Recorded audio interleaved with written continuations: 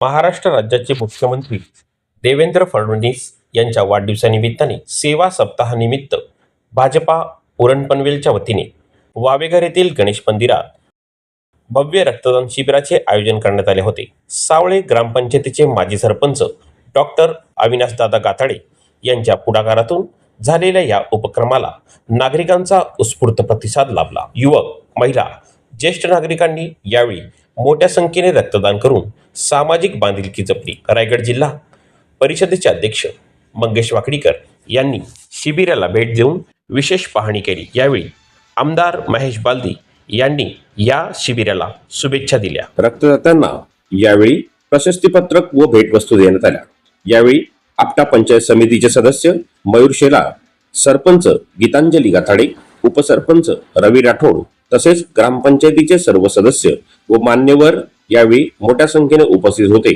माजी सरपंच संतोष माळी, उरण विधानसभा वावेघर जिल्हा परिषद मंडळातील पदाधिकारी व कार्यकर्त्यांनी यावेळी मोठी मेहनत घेतलेली पाहायला मिळाली। आज महाराष्ट्र राज्याचे लोकप्रिय मुख्यमंत्री देवेंद्र फडणवीस साहेब यांचा वाढदिवस आणि यांच्या वाढदिवसाचं औचित्य साधून आज पनवेलचे दमदार आमदार प्रशांत ठाकूर साहेब आणि उरणचे दमदार आमदार महेश बालदी साहेब यांच्या नेतृत्वाखाली त्यांच्या वाढदिवसानिमित्त भव्य रक्तदान शिबिराचं आयोजन केलेलं आहे। मागच्या वर्षी आपण पाहिलं तर 22 जुलै 2025 रोजी तो रक्तदान शिबिर झाला होता, त्याची लिम्का बुक मध्ये रेकॉर्ड नोंद झालं होतं। त्याच पद्धतीने ह्या वर्षी सुद्धा एक रेकॉर्ड स्थापन करण्याच्या दृष्टिकोनातून संपूर्ण महाराष्ट्रामध्ये रक्तदान शिबिरांचं आयोजन केलंय। आज देवेंद्र फडणवीस साहेब म्हटले तर इन्कम मॅन म्हणून ओळखलं जातं। आज रायगडच्या विकासामध्ये देवेंद्र फडणवीस साहेब यांचं फार मोठं महत्व आहे।